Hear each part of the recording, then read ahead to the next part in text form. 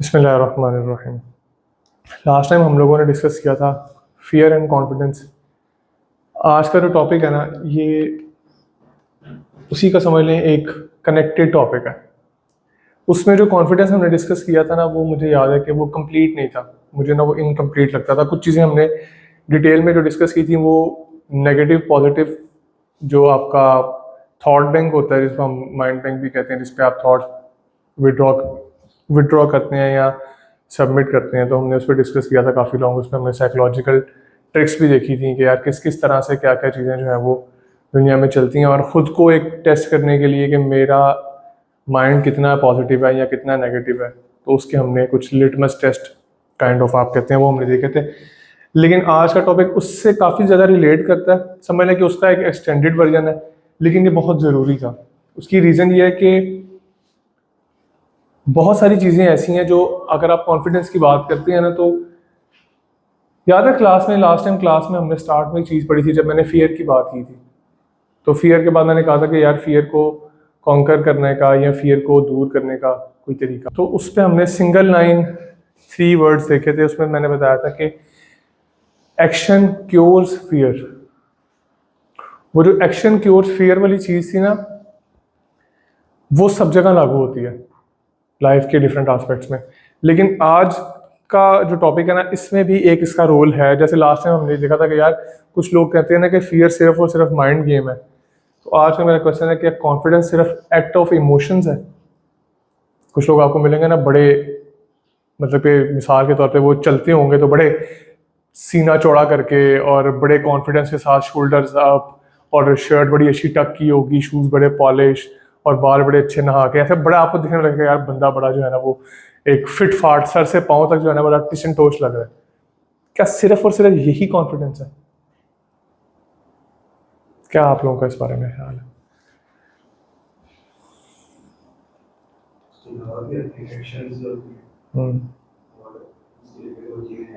उसके भी तो एक्शन है ना यार। वो सुबह सुबह उठा है, आप जो आम बंदा, अगर मिसाल के तौर पे मैं अगर अपनी यूनिवर्सिटी की मिसाल दूँ तो 8:45 पे क्लास होती थी, मैं हॉस्टल में था, 8 साढ़े 6 बच्चे उठते थे, मैं उठता था 1 घंटा पहले 7:45 पे। मैंने उठ के शावर लेना, आराम सुकून से तैयार होना, नाश्ता करना। फिर तो तैयार होके बेशक आप नॉर्मल कैजुअल ड्रेस ही पहने, कोई ज़रूरी नहीं है कि आप रोज़ ही बड़ा सूट बूट होके जा रहे हैं।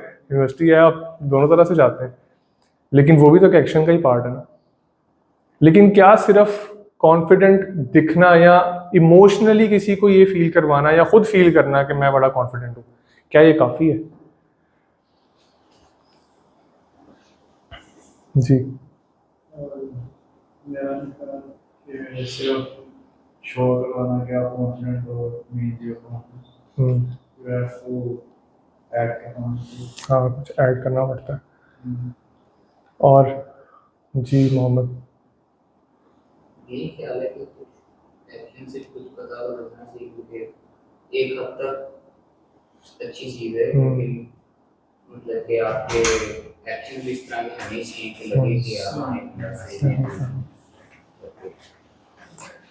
अच्छा यार, एक ना काफ़ी लोग, ये बड़ी रेलिवेंट मिसाल है। वालेकुम अस्सलाम। आज नए नए बच्चे आ रहे हैं हमारी क्लास में। एक मिसाल जो है ना वो काफ़ी कॉमन है, शायद आप लोगों ने सुनी हो, कि ढोल जो होता है ना वो अंदर से खाली होता है, बरसा बड़ी ज़ोर की है। वो कुछ रिलेट करती है यहाँ पे कि अक्सर आपको ये मिसालें मिलेंगी कि कुछ लोग आपको ना बड़े एक्ट ऑफ कॉन्फिडेंट या इमोशनली आपको फील करवाएंगे कि यार हम बड़ी चीज़ है, या हम पता नहीं, हमने पता नहीं ज़िंदगी में क्या ही अचीव किया हुआ, या पता नहीं किस स्टेज पे या किस मुकाम पे।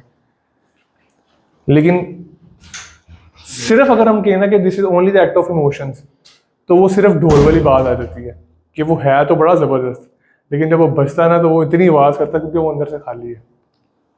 इसको हम आगे जाके देखते हैं कि ये किस तरह से, जो अंदर से खाली वाली चीज़ है ना, ये फील कैसे होती है। अच्छा, कॉन्फिडेंस में सबसे पहली चीज़ पता क्या आती है? अगर मैं इसको स्टार्ट करने से पहले आपको बताऊँ, बिफोर इंट्रोड्यूसिंग योरसेल्फ, अगर आप किसी भी कॉन्फ्रेंस में है, किसी भी पब्लिक स्पेस में है जहाँ पे आपको इंट्रोड्यूस करवाना पड़े अपने आप को, एक होता है फॉर्मली आप किसी को जाके मिल के इंट्रोड्यूस करवाते हैं, एक होता है आप अपनी प्रेजेंस से ये किसी को, अगर मिसाल के तौर पे 5 से 6 लोगों का ही कोई कोई गैदरिंग है जिसमें आप भी शामिल हैं, तो आपकी प्रेजेंस से भी एक आपका इंट्रोडक्शन होता है। अगर आपने कोई बात नहीं की, कोई लफ्ज़ नहीं बोला, आपकी पर्सनैलिटी क्या, आपकी शख्सियत के भी कुछ इसको कहते हैं ना कि पर्सनैलिटी ट्रेट्स होते हैं, वो भी बताते हैं कि यार ये इंसान इस तरह का हो सकता है, या ये बोलेगा तो ऐसी बात करेगा, लोग एक्सपेक्ट करते हैं। दूसरी चीज़ होती है कि आप इंट्रोड्यूस कैसे करवाते हैं। बहुत सारे लोग जिनमें सेल्फ कॉन्फिडेंस या कॉन्फिडेंस लो होता है ना, वो इस तरफ नहीं जाते हैं। आपको शायद आप लोगों ने भी बल्कि ऑब्जर्व किया होगा कि जहाँ पे गैदरिंग्स बड़ी हैं या जहाँ पे कोई ऐसी जगह है, कोई शादी में आप चले जाएं यार, आपको पता फलाना बंदा वो फलानी चेयर पे बैठा है, मैं वो कहीं जानने वाला, चाहे दूर का ही जानने वाला है, या कोई आपने कभी ना कभी उससे मिले थे, अगर उसके अंदर लो कॉन्फिडेंस है या आपके अंदर है ना, तो आप नजरें चुराएंगे, आप कहेंगे यार इससे मिलना ना पड़ जाए। वो इस स्टेप से ही पहले वाली बात है, इस तरफ तो हम अभी जाएंगे तो देखेंगे ना ये क्या चीज़ है। तो ये जो चीज़ होती है ना कि यार कहीं पे आपको इंट्रोड्यूस करवाना पड़े या अपने आप को शो अप करना पड़े, और आप उसे जांच लाएं कि यार अल्लाह करे निकल ही जाऊँ मैं यहाँ से, सामने वाला बंदा मेरी तरफ देखे ही ना, ये लो कॉन्फिडेंस की एक होती है निशानी। खैर आगे चलते हैं। इसमें ना 3 बहुत इंपॉर्टेंट चीज़ें हैं। जब भी आप किसी से मिले ना, बड़ा वार्मली हैंडशेक करें। आपको बहुत सारे ऐसे लोग मिलेंगे बड़े ढीले से हाथ मिलाएंगे, आपसे हाथ मिलाएंगे ना, ऐसे लगेगा यार ये पता नहीं आधा मरा हुआ है या पता नहीं ऐसे ही उठ के आ गया सोया हुआ। जब भी आप बड़ा एक लो प्रोफाइल होते हैं ना, आप बड़े हल्के से आप कहते हैं हाँ अस्सलाम वालेकुम, बस ठीक है, जैसे जान छुड़ाने वाली बात हो गई, जा भाई मैंने मिलना ही नहीं तेरे से, मैंने तेरी शक्ल ही नहीं देखनी। तो ये जो एक्ट है ना कि आप बिल्कुल ही एक लो प्रोफाइल की तरह या बिल्कुल ही ढीले अंदाज से हाथ मिलाने की कोशिश करते हैं, ये सबसे पहले आपका कॉन्फिडेंस शेक करती है चीज़। अच्छा, अगर आप अच्छी तरीके से किसी से हाथ मिलाएं, इसमें ना 2-3 चीज़ें कंसेक्यूटिव साथ साथ ही शामिल है, या पीछे से आप चेयर्स निकाल लें, मैंने आपने चेयर्स छोड़ी हैं आज माशाल्लाह काफ़ी लोग हो गए। तो अगर आप किसी से वार्मली हैंडशेक करें ना, और अगर आपको पता है कि आपका कॉन्फिडेंस लो है लेकिन उसको आप ओवरकम करने की कोशिश कर रहे हैं, तो इस पहले स्टेप पे ही ना आपकी आधी चीज़ें ओवरकम हो जाएंगी। क्योंकि जब आप वार्मली हैंडशेक करेंगे ना, तो सबसे पहली चीज़ क्या होगी, अगर आप थोड़े से भी कॉन्शियस हैं, आप ऑटोमेटिकली स्माइल करेंगे, जो कि पॉइंट नंबर मेरे हाथ में इसमें नहीं है, वो आगे जाके आएगा। आप थोड़ी सी स्माइल देंगे, चाहे लाइट सी क्यों ना दें, आप उसकी आंखों में डाल के थोड़ा सा देखने की कोशिश करेंगे, जो पॉइंट नंबर 2 है कि look directly at the person, उसको अटेंशन देना, उसको ये बताना कि यार वाकई मैं तेरे से ही बात करूँ, मैं बस अब जो है ना वो किसी के कहने पे, बचपन में तो था ना अब्बू ने कहा जाओ वो फलां अंकल है सलाम करके आओ, जाओ वो फलां वो खानदान के बुजुर्ग हैं या कोई भी बड़े हैं, तो हम बस ऐसे जाते थे कि यार बस इसको हाथ मिलाओ और निकलो यहाँ से, कहाँ हम फंस गए, हमारा क्या ताल्लुक इस बंदे से, शादी पे देखते हैं इसको, कभी पूरा साल तो है कभी इसको देखा नहीं ना, इनसे कभी मिले। तो जब आप कॉन्फिडेंटली किसी को हाथ में लाते हैं, वार्म हैंडशेक करते हैं ना, तो ऑटोमेटिकली आप कोशिश करते हैं कि यार इसको अटेंशन दें या इसकी आई कांटेक्ट करने की कोशिश करें। पॉइंट नंबर 2 यहीं पे पूरा हो जाता है। तीसरी जो चीज़ है ना, आप अगले बंदे को ये जब रियलाइज करवाते हैं ना कि यार I am glad to know you, या मुझे आपसे मिलकर खुशी हुई, या मुझे आपसे मिलकर अच्छा लगा, इंग्लिश में मैंने यहाँ लिखा हुआ, ये भी एक्ट ऑफ कॉन्फिडेंस होता है। यहाँ पे आप बोलते हैं तो आपने तीनों काम कर लिए, आपने हैंड भी शेक कर लिया, अपने बॉडी जेस्चर भी दे दिया जिसमें आपने उसको अटेंशन दी, या आपने उसको आई कांटेक्ट दिया, या आपने उसको फील करवाया कि यार आप भी इंपॉर्टेंट हैं, और तीसरा आपने उसको बोल के कह दिया। एक्शन भी आ गया, यू स्पीकअप भी आ गया, और आपका एक जो स्माइल वाला फेस था या टेंशन वाली चीज़ थी वो भी आ गई। इस छोटे से एक्ट से ना जिनको नहीं करना जान निकल जाती है उनकी। बड़ी छोटी सी चीज़ है, किसी से वार्मली वेलकम करना, उसको सलाम करना और उसको स्माइल देके उससे मिलना और कहना यार मुझे आपसे मिलकर बड़ी खुशी हुई, कैसे हैं आप, हाल चाल ठीक है आपका। ये बहुत मुश्किल काम है जिसको नहीं करना या जिससे नहीं हो पा रहा। जाहिर है स्टेप बाय स्टेप इंसान सीखने की कोशिश करता है, आहिस्ता आहिस्ता ओवरकम कर लेता है, लेकिन जिसकी पहली दफ़ा है उसकी वाकई काम पे टांगती है। तो यार ये तो बहुत ही औखा काम है, अगले बंदे को जाके मैं हाथ में लाऊं। इस पूरे प्रोसेस में ना तकरीबन 5 से 10 सेकंड का ही टाइम लगता है। अगर आप किसी को ढीले तरह से हाथ में लाएंगे ना, यार अस्सलाम वालेकुम, वो गए 2 सेकंड में। लेकिन अगर आपने इसको कहते हैं ना, उर्दू में कहते हैं हशाश पशाश होकर किसी को मिलना, 5 से 10 सेकंड 7-8 सेकंड लगेंगे। तो 7-8 सेकंड में ना आपका वो सारा का सारा वो जो काम पे टांगती है ना, वो एक दफ़ा थोड़ा सा बराबर हो जाएगा सारा। लेकिन ये एक्ट बहुत छोटा सा है, लेकिन इसका फ़ायदा बहुत बड़ा है। अच्छा, ये तो था सिर्फ इंट्रोडक्शन, आप कैसे करवाते हैं। वो जो शुरू में हमने सवाल किया था ना कि is it the only act of emotions, ये डॉक्टर जॉर्ज हैं जिन्होंने अप्लाइड साइकोलॉजी बुक लिखी हुई है। साइकोलॉजी मैंने किताब तो नहीं पढ़ी, मुझे कोटेशन कहीं से मिला था। ये एक और बुक में बल्कि ये कोटेशन रेफरेंस था जो मैं पढ़ रहा था। तो खैर फिर मैंने इस पर थोड़ी सी रिसर्च की, काफ़ी पुरानी बुक है। और डॉक्टर जॉर्ज जो है ये भी मेरे ख्याल में साइकोलॉजी के और फिजिशियन जो थे ना वो थे। 95 में आई गेस इनकी डेथ हो गई है। वो कहते हैं remember motions are precursors of emotions. ये वो स्टार्ट वाली बात मैंने की थी ना कि खाली ढोल जब बजता है ना तो वो अंदर से खाली होता है, लेकिन वो देखने में बड़ा आपको अच्छा लगेगा, बड़ा आपको उसकी शेप बड़े तरह तरह के आते हैं ना। कल्चरली हमारे यहाँ तो उस पर पता नहीं डिफरेंट डिफरेंट चीज़ें भी उन्होंने लगाई होती हैं, और वो रंग बिरंगी, और वो शादियों पर जब खास तौर पे जहाँ पे लोगों ने वो क्या कहते हैं उसको यार, भंगड़ा डालना होता है। अक्सर यूनिवर्सिटीज़ के कुछ इवेंट्स पे भी ऐसा होता है, दोस्तों की गैदरिंग में भी कहीं हो जाता है, फेयरवेल्स पे बहुत होता है। मैं तो फैसलाबाद से पढ़ा हूँ, उनको तो काम ही कोई नहीं था, वो तो कवाली पे भी नाचना शुरू कर देते थे। तो हमारी फेयरवेल हुई तो उस पर कवाली, फेयरवेल नहीं हुई, मेरी होम कमिंग थी, पहली या दूसरी। मैं होम कमिंग पे गया तो उन्होंने इधर को कवाली का इवेंट किया हुआ था। वो कवाली पे वो सारे फैसलाबादी नाचना शुरू हो गए। मैं कह रहा नहीं कौन नाचता है। तो खैर इस तरह का भी जो है ना वो केस हो रहा था। लेकिन ये है कि वो कहता है मोशंस है ना आपके, वो प्रीकर्सर्स हैं इमोशंस के। आपका इमोशन ट्रिगर उस वक्त होगा जब आप कोई ना कोई इमोशन देंगे, कोई ना कोई एक्शन करेंगे, कोई ना कोई हरकत करेंगे। वो जो जिस बंदे के अंदर सुबह सुबह उठ के बड़ा कॉन्फिडेंस है, वो बड़ा सेट होके बाल शाल बना के नहा धो के आया ना, पक्की बात है उसने असाइनमेंट क्विज किया होगा, पहले से तैयारी करके। आपको पता आज असाइनमेंट जमा करवानी है, मैं तो फुल रेडी हो गया, आज क्विज, आज मैं पूरी तैयारी के साथ आया। कोई ना कोई ट्रिगर होगा ना जिसके अंदर, जिसकी वजह से वो इतना कॉन्फिडेंट, या उसका कोई पर्सनल ट्रेट ऐसा होगा, या उसको पता होगा यार मेरी क्वालिटी कुछ मेरे अंदर एज ए पर्सनल ट्रेट की क्वालिटी मेरे पास ऐसी है जिसकी वजह से वो कॉन्फिडेंस आपको शो अप हो रहा है। अक्सर आपको वो ढोल वाले लोग भी मिलेंगे, ज़्यादातर बल्कि वही मिलेंगे हमारे माशरे में। ऊपर से बड़े बड़े जो है ना वो आपको ऐड लगेगा, दो चार बातें आप पूछूंगा, हाँ यार मैं ये मैं वो, 2-4 मिनट बाद पता लगेगा यार ये तो खाली बैलून की तरह। खैर आगे हमारे पास जो मेन चीज़ है वो है 5 कॉन्फिडेंस बिल्डिंग एक्सरसाइजेस। इसको हम मेनली आज देखेंगे कि दुनिया में जितनी भी कॉन्फिडेंस की आपको बुक्स मिलेंगी, आपको लेक्चर्स मिलेंगे, या आपको टेक्निक्स मिलेंगी ना, these are the top of the list. ये ऑलमोस्ट, शायद थोड़ा बहुत किसी में 19-20 का फर्क हो, लेकिन यही होंगी। नंबर 1 पे है बी अ फ्रंट सीटर। सबसे पहले जो आगे लोग बैठे हैं ना, इनको सल्यूट। ज़रूरी नहीं है कि पीछे वाले भी कुछ जो ख़राब है वो भी आगे बैठ जाते हैं, लेकिन आप लोग अक्सर देखेंगे क्लासेस में, ख़ासतौर पर ज़्यादातर स्टूडेंट्स हैं आप लोग, सबसे पहले जब क्लास में लोग एंटर होते हैं ना, पीछे वाली सीट्स पड़ती हैं, आगे वाली खाली रहती है। अव्वल तो उस पर कोई बैठता नहीं है। अगर तो क्लास में सीट्स ज़्यादा है, स्टूडेंट्स कम है, आगे वाली रो खाली रहेगी। मोस्ट केसेस में आगे वाली रो खाली रहेगी। लेकिन कुछ लोग ऐसे होंगे जो आके आगे ही बैठेंगे, उनको आप जो मर्जी कहें। तो कुछ केसेस में तो ऐसा हो गया जिसको आप कहते हैं यार ये तो थीटे हैं, इन्होंने तो आगे बैठना होता है, इन्होंने सर से वो सवाल पूछने होते हैं जिससे बाद में हम लोग परेशान होते हैं। सर कहते हैं अच्छा कल की असाइनमेंट में ये भी करके लाना। लेकिन सिर्फ और सिर्फ एक ही चीज़ में अपना कॉन्फिडेंस बिल्ड करना, ये भी कोई अक्लमंदी की बात नहीं। आप पढ़ाई में कॉन्फिडेंस बिल्ड कर रहे हैं, ये टॉप नॉच 4x4 लेके आप यूनिवर्सिटी से बाहर आ रहे हैं, लेकिन आपसे डीलिंग नहीं हो रही, आपसे कम्युनिकेशन नहीं हो रही। आप इंटरव्यू में जा रहे हैं, वो आपसे निगोसिएशन कर रहा है, वो कह रहा है भाई मार्केट कैप मिसाल के तौर पे 10,000 का है, वो आपको 5,000 पे बना रहा है, और आप कह रहे हैं ठीक है। तो ये भी कोई अक्लमंदी की चीज़ नहीं है। अच्छा, बैक सीट सबसे ज़्यादा फिल होती हैं।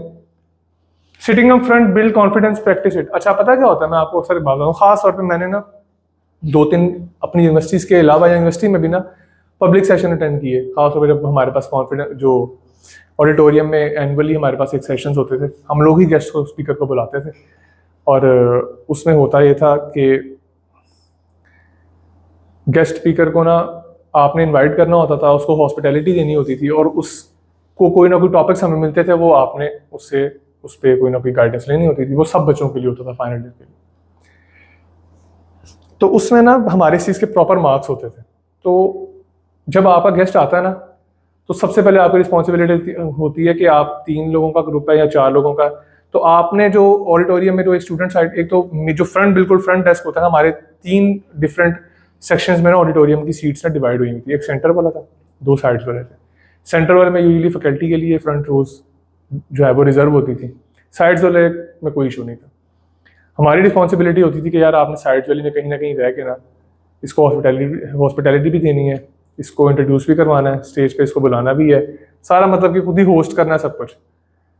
4 ग्रुप्स में ना बाज़ औक़ात ऐसा भी होता था, किसी एक में भी हिम्मत नहीं होती थी या जान निकल रही होती थी यार ये पता नहीं क्या फंस कहाँ गए हैं, बंदे को बुलाएं उसको इंट्रोड्यूस, हालांकि फाइनल ईयर है। इसकी रेशो बहुत कम थी, मेरी यूनिवर्सिटी में तो खैर बहुत कम थी, लेकिन स्टिल ग्रुपिंग करते वक्त ना हर बंदा इस चीज़ की कोशिश करता था कोई एक बंदा ऐसा ज़रूर हो जो ये सारे होस्टिंग वाले काम संभाल ले, बुला ले, स्टेज पे इंट्रोड्यूस करवा दे, बाद में सुवीनियर के लिए बुला ले, सब कर ले। हर बंदे की कोशिश ज़रूर होती थी कि यार कुछ ना कोई ऐसा कर ले। इस चीज़ के ना बड़े प्लस पॉइंट्स होते हैं आपकी लाइफ में, आप कितना प्रोमिनेंट हैं, आपकी विजिबिलिटी कितनी है। आप लोग जब खास तौर पर अंश किधर गया वो बेटा, जब आप प्रोफेशन में आते हैं ना तो आपको पता लगता है कि काम की विजिबिलिटी देने से कितनी इंपॉर्टेंस बढ़ती है। आपने 10 रुपये का काम किया ना, आप 20 रुपये की विजिबिलिटी ज़रूर दें, आपको पता लगेगा, आपको इंपॉर्टेंस होगी कि यार अगले को ये पता लग रहा है कि हाँ मैं कुछ कर रहा हूँ। आपने 100 रुपये का काम किया, आपकी 1 रुपये की विजिबिलिटी है ना, आप फजूल इंसान है। कॉर्पोरेट में, ऑफिस में, बिजनेस में, कम्युनिकेशन में कोई भी सामने वाला बंदा उसको लगेगा इसने किया ही कुछ नहीं। आप अपना भी बिजनेस कर रहे हैं ना, आपके क्लाइंट को लगेगा यार ये तो करते ही कुछ नहीं, चाहे आप बहुत कुछ करते हो। विजिबिलिटी देना बहुत ज़रूरी है। विजिबिलिटी ये सिर्फ फ्रंट सीट की बात नहीं है, विजिबिलिटी फ्रंट पे आने से ही मिलती है, ये दी जाती है। तो कुछ भी करने के लिए ना कोशिश करें कि फ्रंट पे रहें, अपने आप को प्रोमिनेंट रखने की कोशिश करें। अच्छा, इसके लिए इंट्रोवर्ट एक्सट्रोवर्ट होना ज़रूरी नहीं है। यहाँ पे क्लास में हमारे पास इंट्रोवर्ट बच्चे भी हैं, मैंने बड़े बड़े इंट्रोवर्ट्स देखे हैं जो बहुत अच्छे कम्युनिकेटर्स हैं, एक्सट्रोवर्ट से अच्छे कम्युनिकेटर्स हैं, टू दी पॉइंट बात करते हैं और ऐसी बात करते हैं कि अगले बंदे को अट्रैक्ट भी कर लेते हैं और अगले बंदे को कैप्चर भी कर लेते हैं। और एक्सट्रोवर्ट ऐसे कहानी डालते हैं, ये हो गया, वो हो गया, इधर हो गया, वो हो गया, पता लगता है बाद में हाथ कुछ भी नहीं आई बात। ये मैं आपको एक जनरल बात बता रहा हूँ, ज़रूरी नहीं होता कि एक्सट्रोवर्ट ही बहुत अच्छा बोलेगा या बहुत अच्छा कैप्चर करेगा। ये this is a matter of priorities, कि आपको पता ये चले कि आप खुद को प्रायोरिटाइज करेंगे, यार मैंने किस तरह से चलना। नेक्स्ट पॉइंट, ये वही, अच्छा पीछे वाला हमने देखा था कि आप उसको अटेंशन कैसे देते हैं, लेकिन ये डायरेक्टली आई कांटेक्ट है। इसके लिए भी मेरे को ज़्यादा स्टूडेंट्स ही हैं। अक्सर टीचर क्लास में ना हम शुरू से देखते हैं कि जिसके साथ टीचर का आई कांटेक्ट बन गया, हाँ तुम बताओ कल क्या पढ़ा था। ये एक बहुत बड़ी वजह है क्लास में आई कांटेक्ट ना बनाने की। हम भी अवॉइड करते थे कि यार सर को देख लिया, सर ने कहा हाँ बताओ अभी 5 मिनट अभी क्या डिस्कस हुआ, बंदा कभी कुछ और ही सोच रहा होता। खास तौर पर यूनिवर्सिटी में 1.5 घंटे का लेक्चर होता है, अब 1.5 घंटे फोकस थोड़ी रहता है बंदे का। तो कोशिश, अच्छा एक मजे की मैं आपको बात बताता हूँ जो पीछे वाली स्लाइड से रिलेटेड थी। हमारे ना एक नेटवर्किंग का कोर्स था। नेटवर्किंग का कोर्स ना बड़ा ड्राई सा कोर्स है, मतलब कि अब कोडिंग में तो चलो ठीक है ना, आप लॉजिक कर रहे हैं, नेटवर्किंग में थ्रू आउट थियरी है सारी। अब मेरे ख्याल में 5वां या 6ठा सेमेस्टर था। अब वो क्लास शुरू होनी, लाइट्स बंद हो जानी, सर ने प्रोजेक्टर चला रहे ना, थ्रू आउट प्रोजेक्टर पे सारी स्लाइड्स हो रही हैं, वो एक थियरी वाली चीज़ें पढ़ा रहे हैं, ये ऐसे, ये वैसे, ये फलाना पैकेट उधर जा रहा है, वो फलाना से रिसीवर हो रहा है, ये हो रहा है, वो। इतनी नींद आती थी, फ्रंट रो पे बैठ के बच्चे सोते थे, इंक्लूडिंग माई सेल्फ। फ्रंट पे नहीं तो सेकंड पे बैठ के सो रहे हैं, बैठे बैठे सो रहे हैं, उसने तो हेड डाउन कर लिए हैं। यूजुअली फ्रंट रोज पे ना ज़्यादातर फीमेल्स बैठती थी, लड़कियां बैठती थी, कुछ पीछे भी बैठती थी, तो उनमें से भी ना अक्सर ने सो रहे होना। तो लेकिन फिर वो जब क्लास खत्म हुई ना तो एंड पे सर ने कहा, मुझे पता था ये कोर्स ऐसा ही है, लेकिन आप लोगों ने शो अप करते रहे, आते रहे, और पहली क्लास होती थी सुबह सुबह 8:45 बजे, सुबह सुबह उठ के नेटवर्किंग की क्लास है। अब बंदा फ्रेश मूड करके भी आते साथ ही उसको क्या मिल जाए, ऐसी जो है ना वो उसको डोज मिलेगा, बंदा एसी लगा हुआ क्लास में, गर्मी है बाहर, मैं यहीं पे सो जाऊँ। तो उसमें आई कांटेक्ट बड़ा मुश्किल होता था कि एक तो आपको ड्राई कोर्स पढ़ाया जा रहा है, ऊपर से माहौल ऐसा है कि आपको नींद आ रही है, आप कहते हैं गलती से आई कांटेक्ट हो भी गया, सर ने कहना हाँ बताओ। तो ऐसी सिचुएशन जो है ना वो डेफिनेटली है कि मैं जस्ट जो का पार्ट, लेकिन किसी भी सिचुएशन में जब आप आई कांटेक्ट रखते हैं ना, ये भी कॉन्फिडेंस की एक निशानी है। अच्छा मैं आप लोगों को एक मजे की बात बताता हूँ। मैंने तकरीबन 1 साल हो गया मैं क्लास शुरू किए हुए। शुरू में ना मुझे लगता था, मतलब कि मेरी एक फील थी कि डेफिनेटली आप मेरे लिए नए थे, मैं आपके लिए बिल्कुल नया था, लेकिन ऐसा ऐसा विद द टाइम मैंने बहुत चीज़ें फील की है कि हमारी क्लास में मोस्टली लोगों में ना ये सारी क्वालिटीज़ जो मैं पढ़ाने लगा हूँ, इंक्लूडिंग जो 2 हमने देख ली हैं, ये हैं। ये जो 5 कॉन्फिडेंस बिल्डिंग एक्सरसाइजेज है ना, मोस्टली लोगों में हैं। ये किसी में थोड़ी ज़्यादा हो सकती है, लेकिन मोस्टली लोगों में एग्जिस्ट करती हैं। अब खुश हो जाना चाहिए आप लोगों को। अच्छा ये आपको ना एक बहुत, जब आप आई कांटेक्ट नहीं करते ना, खास तौर पे आप अगर क्रिमिनल्स की या जो इस तरह के लोग होते हैं ना जो बहुत ज़्यादा डिटेक्टर्स होते हैं, उनमें ये चीज़ बहुत ज़्यादा यूज़ की जाती है कि अगर कोई क्रिमिनल ऐसा हो ना जिसने बहुत कोई घिनौना किस्म का एक्ट किया और वो उससे मुतालिक सवाल किया जाए उससे, वो कभी भी आई कॉन्टैक्ट नहीं करता, वो छुपाता है। इससे कहना that you are hiding something. ये टेक्निक्स होती हैं। खासतौर पर अगर आपने कोई डिटेक्टिंग फिल्म कभी देखी हो, कोई मूवी देखी हो, तो आई होप, मैंने एक ही देखी है ज़िंदगी में। मेरे रूममेट को बड़ा शौक था बैठ के वो इस तरह की मूवीज़ क्रिमिनल्स की और डिटेक्शन वाली और पुलिस केस और ये बड़े देखता था। तो मैंने कहा यार तू रोज़ ऐसे बैठ के देखता रहता है, चलो आज मैं भी तेरे साथ देखता हूँ। तो मेरे जहन में वैसे ही ना वो आ गई। तो ये जो भी एक्ट है ना आपका, छुपाने वाला या आई कांटेक्ट ना करने वाला, ये बहुत सारी, मैंने पॉइंट यहाँ पे सिर्फ 2 ही लिखे हैं और भी काफ़ी सारे इसमें पॉइंट्स थे। ये बहुत सारी चीज़ें रिवील करता है आपके बारे में कि यार या तो आप कुछ छुपा रहे हैं, या आप किसी बारे में डाउटफुल हैं, अपने बारे में ही डाउटफुल हैं कि आप आई कांटेक्ट नहीं कर पा रहे, या आपके अंदर शायनेस इतनी है आपको लगता है मेरा कॉन्फिडेंस बिल्कुल ही शेक है, बिल्कुल ही ज़ीरो है। ये सारी चीज़ें आपके बारे में रिवील करती है अगर आप आई कांटेक्ट नहीं कर पाते। और अगर आप कर लें तो अगर वो चीज़ें एग्जिस्ट भी करती हैं तो छुप जाएंगी। हो सकता है मैं कुछ छुपा रहा हूँ, हो सकता है मैंने वाकई, अगर मैं क्रिमिनल हूँ, वाकई मैंने कोई ना कोई जो है ना वो क्या कहते हैं ब्लंडर किया हो, लेकिन मैं इतना कॉन्फिडेंट हूँ, मुझे पता है कि यार मैं नहीं पकड़ा जाता अभी, मैं आई कांटेक्ट भी करूँगा, मैं पूरा पूरा बराबर जवाब भी दूंगा बातों का सब। खैर ऐसा वैसा है कुछ नहीं, लेकिन ये ये एक इसके इसके अगेंस्ट बहुत सारी चीज़ें हैं। खैर डिटेल में कहीं और बात चली जाएगी। अच्छा, तीसरा है कि वॉक 25% फास्टर। अक्सर आप लोगों ने देखा होगा, कोई बंदा होगा ऐसे, उसके शोल्डर्स भी डाउन होंगे, ऐसे ऐसे करके चल रहा होगा यूनिवर्सिटी में, बाहर कहीं। कुछ लोगों तो for to be very honest आपको शक्ल से देख के या उनकी चाल से देख के लगेगा यार इसने ना कोई नशा वगैरह किया हुआ है या पता नहीं इस तरह का कोई केस होगा। मैं आपको to be very very honest बात बता, चाहे वो बंदा बहुत अच्छा हो, लेकिन बिल्कुल शोल्डर डाउन और बड़े ढीले ढीले अंदाज में। अच्छा, मैं मेरे घर के करीब ना मस्जिद है, मैं अक्सर नमाज़ पढ़ने जाता हूँ, तो कुछ बच्चे ऐसे हैं जो ना मैंने ऑब्जर्व किए हैं, मुझे नहीं पता मेरी उनसे कभी सलाम दुआ नहीं हुई, मतलब कि बच्चे नहीं होंगे, वो 9-10 का मैट्रिक के बच्चे होंगे या इंटर के होंगे, आप लोगों में से भी कुछ इंटर मैट्रिक के स्टूडेंट्स हैं। जब नमाज़ पढ़ने जा रहे होते हैं ना वो बड़े ऐसे ढीले से अंदाज में और ऐसे ऐसे पता नहीं ऐसे ऐसे चल रहा होता है। अच्छा, मज़े की बात है, वैसे नमाज का टाइम बाज़ औक़ात मैं भी लेट हो गया तो मैंने देखा वो उसको नहीं टेंशन है कि यार अगर 1:30 बजे की जोहर का टाइम है तो 1:23 हो गए हैं, पता नहीं नमाज मिलेगी नहीं, वो आराम आराम से ऐसे ऐसे करके जा रहे हैं। अच्छा, जैसे ही नमाज खत्म होगी ना, वो उसकी चाल देखने वाली होती है, वो ऐसे जा रहा होता है जैसे उसकी कोई चीज़ घर भूला है या पता नहीं कि लॉटरी उसकी निकल आई है और वो अगर तेज़ नहीं चलेगा तो वो रह जाएगी। वो सिर्फ आने और जाने का, मुझे पता है कि यार ये जो स्टेज होती है ना, ये ज़ाहिर है उसके पेरेंट्स हैं, उसकी अम्मा या उसके अब्बा कहते होंगे जाओ भी मस्जिद में नमाज़ पढ़ के आओ, तो जाने बाद उसको बड़ी सुस्ती होगी, वो ऐसे ऐसे, लेकिन वापसी पे 180 पे चेंज आया होता है, वो ऐसे तेज फुर्तियाँ उसकी देखने वाली होती हैं। जो 25% फास्टर वॉक है ना, ये अल्टीमेटली वो जो पीछे हमने चीज़ देखी है ना कि आप आई कॉन्टेक्ट नहीं करते जब आपका, और उससे पहले हमने जो पॉइंट नंबर 1 देखा था कि फ्रंट सीटर वाला, ये कॉम्प्लीमेंट करती हैं सारी चीज़ें ना एक दूसरे को। जब आप थोड़ा सा तेज चलते हैं ना तो अल्टीमेटली, वो शुरू में मैंने मिसाल दी थी ना कि कोई बंदा बड़ा तैयार होके, बड़ा सेट होके, आपको लगता है यार बड़ा कॉन्फिडेंट होगा, बड़ा होगा, इसको भी ये एक्ट करने से भी ऐसी ही फील आती है कि यार वाकई इस बंदे का लगता है कोई ना कोई काम इंपॉर्टेंट है। अच्छा, ऐसी बात नहीं है कि आप दौड़ना ही शुरू कर दें, लेकिन नॉर्मल जो लोग बहुत स्लो चलते हैं ना, ये उनके लिए शायद थोड़ा सा ज़्यादा रेलिवेंट है। जो बंदा जिसकी पेस थोड़ी सी बाय डिफ़ॉल्ट थोड़ी सी तेज है, थोड़ी सी, उसको शायद इतनी फील ना हो, लेकिन कुछ लोग ऐसे होते हैं जो बड़ा ही आराम आराम से ऐसे चलते होंगे जैसे पता नहीं अभी बैठ जाएंगे, कुर्सी ले आए, मैं अभी बैठने लगा हूँ यहाँ। अच्छा, इस स्पीड के साथ साथ ना आपका पोस्चर भी बहुत ज़रूरी है।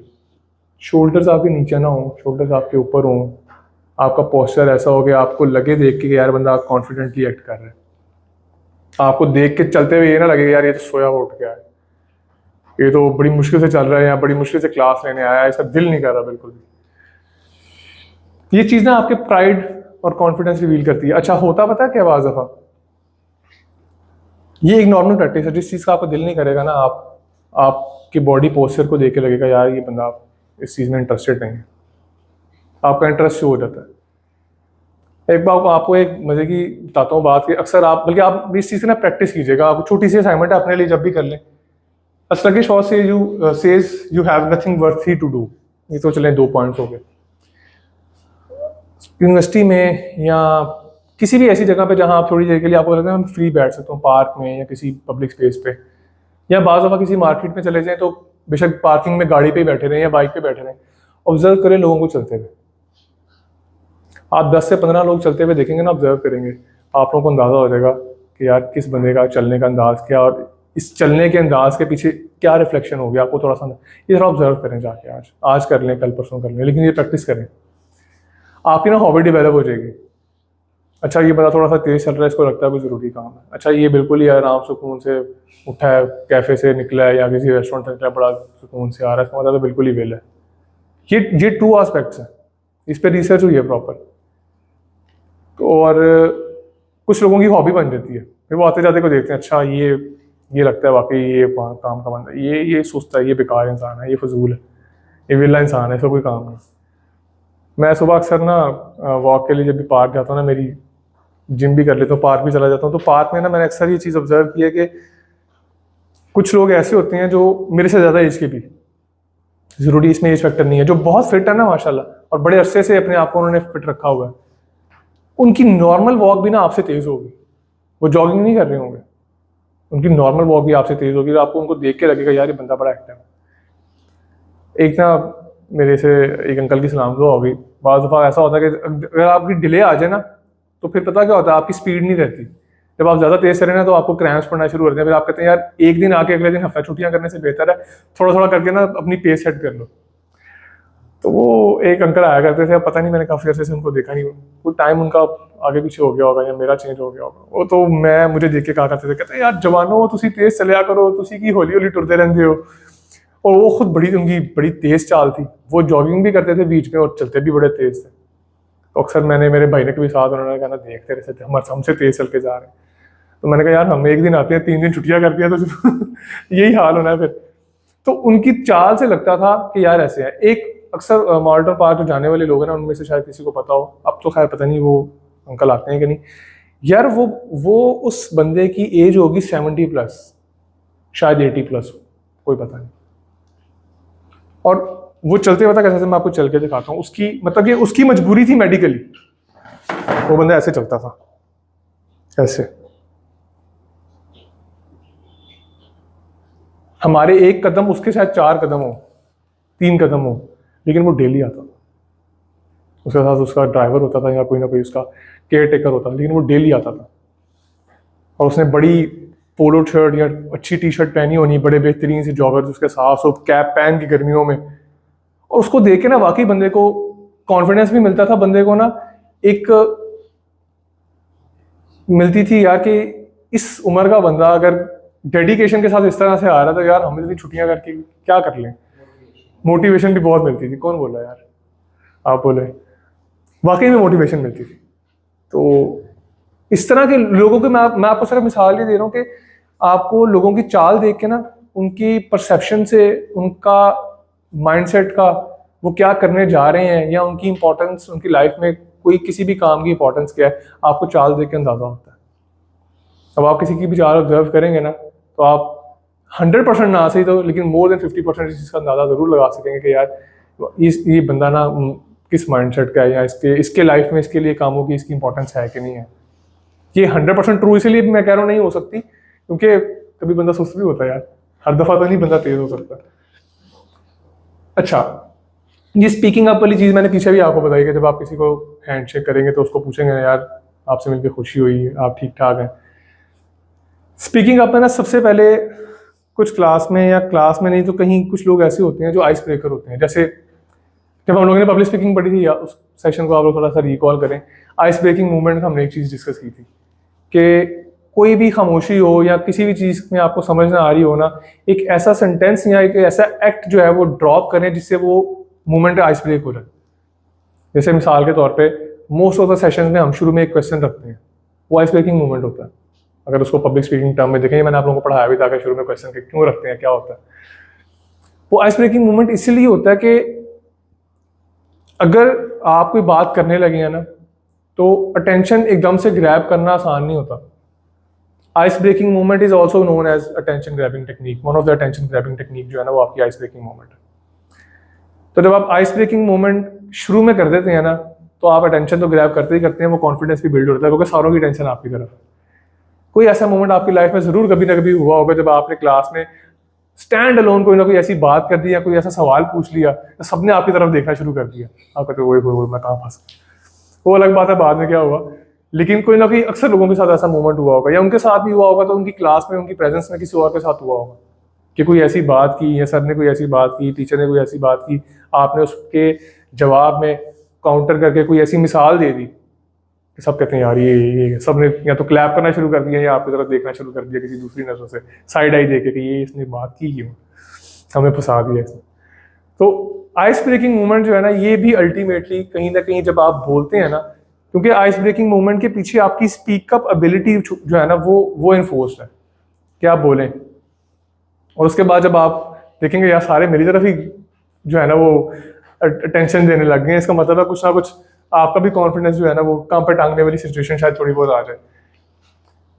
अच्छा, अक्सर लोग जो खास तौर पे जो इंट्रोवर्ट है, क्योंकि एक्सट्रोवर्ट को तो बोलने का मसला नहीं होता, वो तो बस रादर बोलते रहते हैं, अपने आप से ना ये पूछना छोड़ दें कि I wonder if I dare speak, यार पता नहीं क्या हो जाएगा अगर मैं बोलूंगा तो। कुछ भी नहीं होगा। जो स्टूडेंट जो ये वाली लाइफ होती है ना, खास तौर पे मैट्रिक से पहले वाली, तो इंटर से पहले वाली तो स्पेसिफिकली, क्योंकि आप चीज़ें बहुत अर्ली स्टेज में, यार 6-7 में जाकर तो बंदे को थोड़ी सी जिसे कहते हैं कि होश आना शुरू होती है, आप थोड़ा सा सिंसियर होना शुरू होते हैं, आपको चीज़ों का पता चलना शुरू होता है। इंसान की प्यूबर्टी जो है, प्यूबर्टी के आसपास का टाइम होता है ये 7-8 वाला। तो इस वक्त तो जाके आपका थोड़ा कॉन्शियस माइंड एक्टिव होता है, आपको पता चलना, आप चीज़ों को सेंस करना शुरू करते हैं, लॉजिकली अंडरस्टैंड करना शुरू करते हैं।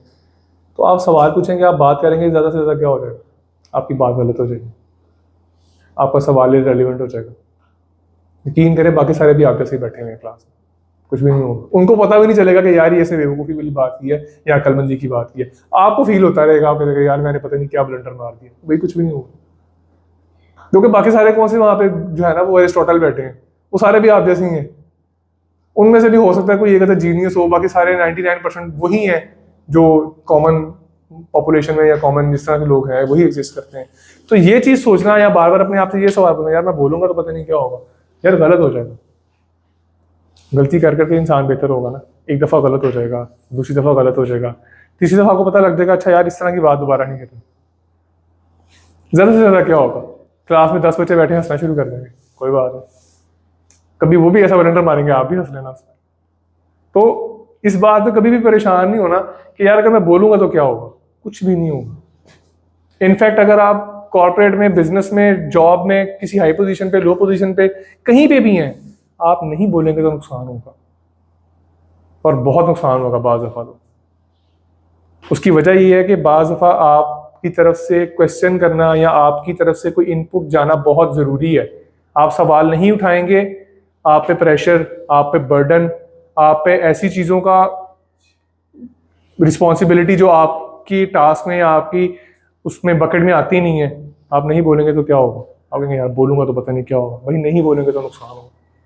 बिजनेस में भी ऐसे, क्लाइंट कहेगा यार मुझे तो ये भी डिलीवर करो, या मैंने तो आपसे फलां चीज़ मांगी थी, आपने कहा था फलां भी साथ दूंगा, जब आपने ऐसी कोई बात ना की हो, तो बोलेंगे नहीं तो क्या होगा।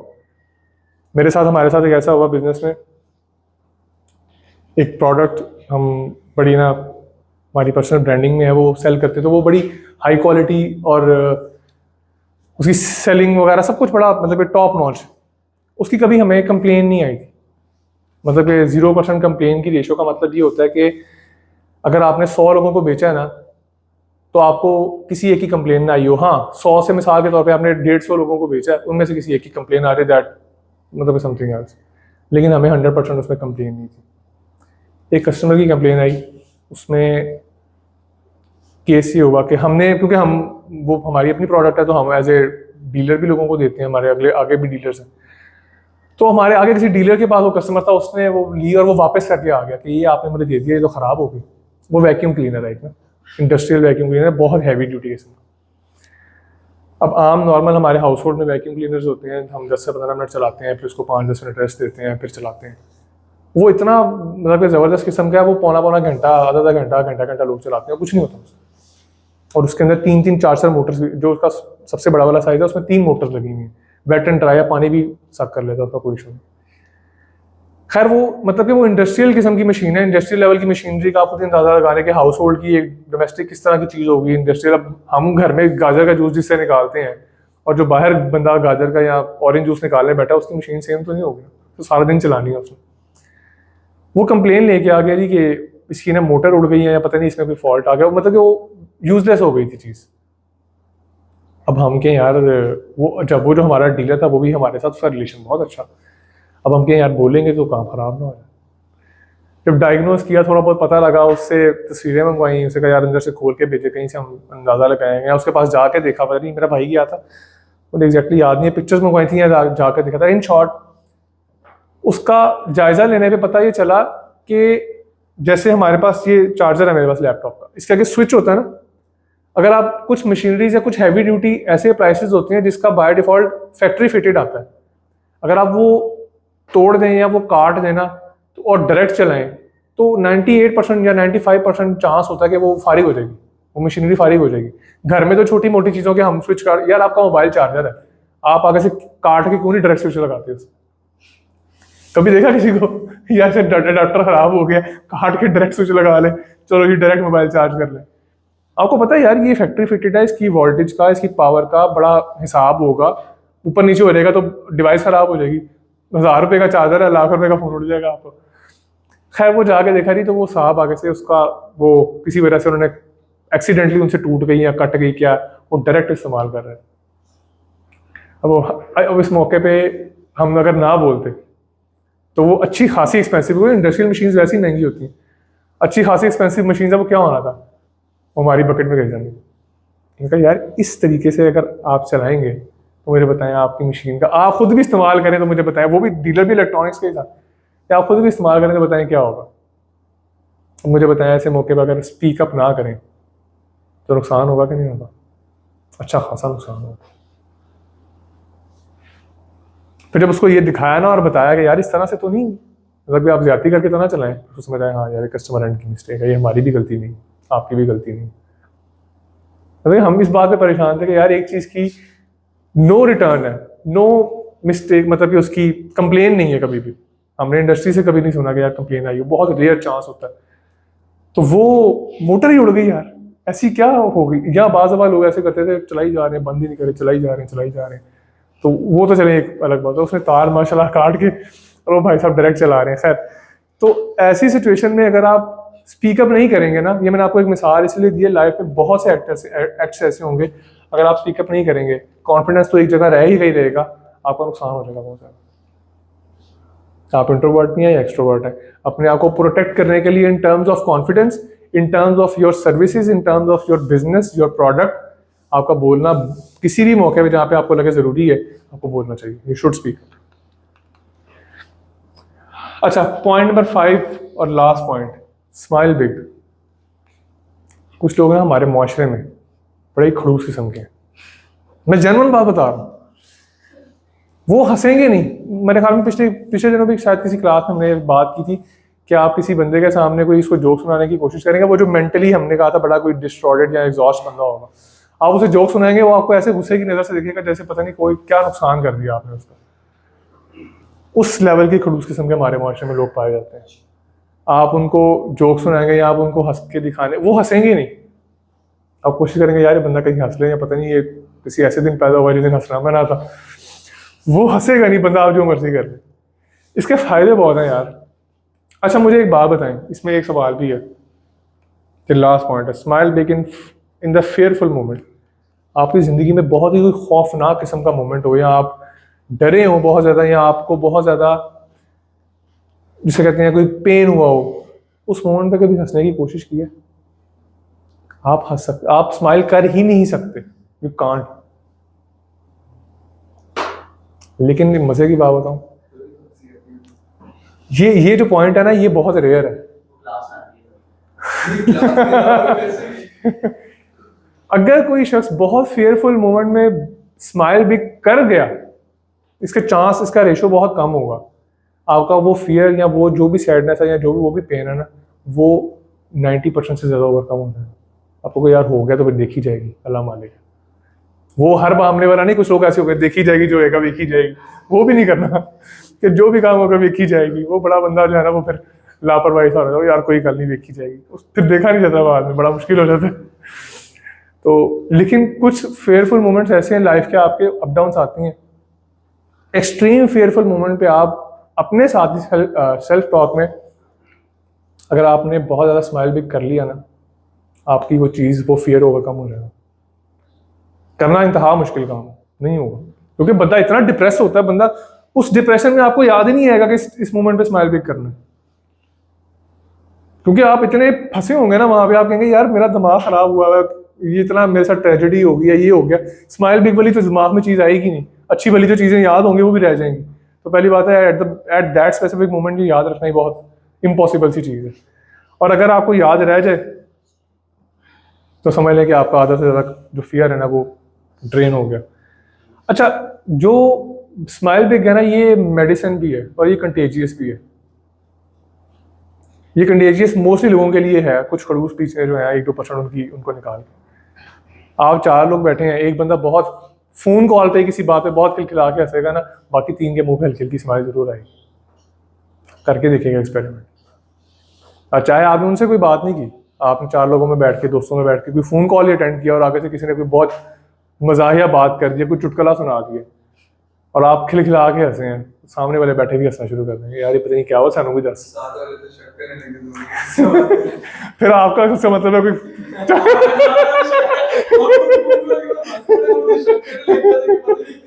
नहीं, फिर कोई और काम करना पड़ेगा। इसका मतलब है ये किसी और फोन कॉल करता रहता है यार, जोक्स अपार्ट। लेकिन ये वाकई बड़ी डीप चीज़ है। अगर आपको कोई हंसा हुआ देखे तो आप उसको देख के हंसना शुरू कर देंगे। और लास्ट पॉइंट मैंने आपको पहले ही बता दिया कि ये बहुत मुश्किल काम है, ये नहीं होगा, क्योंकि मोमेंट्स पे आपको कभी याद ही नहीं रहेगा कि भाई इस मोमेंट पे स्माइल बिग करना है। अपने दिमाग का वो जो इंटेंसिटी डिप्रेशन की हाई पे जा रही है ना, या ब्लड प्रेशर की हाई पे जा रही है, उसको कंट्रोल करने के लिए अगर मैं स्माइल बिग करूँगा तो ये ओवरकम हो जाएगा, ये भूल जाएंगे आप। लेकिन अगर आपको याद रह गया तो उसका बहुत फ़ायदा है। This is all from today's class. किसी का कोई क्वेश्चन है?